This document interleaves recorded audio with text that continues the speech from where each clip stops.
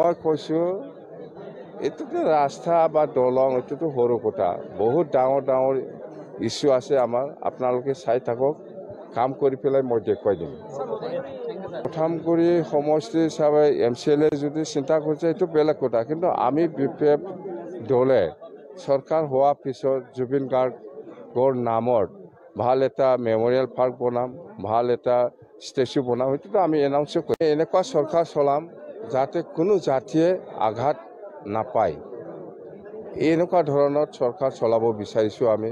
আৰু এই সময়ত আমি আকৌ ভাবিছোঁ নিৰ্বাচনৰ সময়ত সকলো জাতি জনগোষ্ঠীয়ে যেনেকৈ আমাক সহায় কৰিছে, চৰকাৰ চলোৱা ক্ষেত্ৰতো চৰকাৰ চলাই যোৱা সময়তো সকলো জাতি জনগোষ্ঠীৰ সকলো শ্ৰেণীৰ ৰাইজৰ নিশ্চয় চৰকাৰ চলোৱা ক্ষেত্ৰত আমি নিশ্চয় সহায় পাব, এই আশা আছে আমাৰ।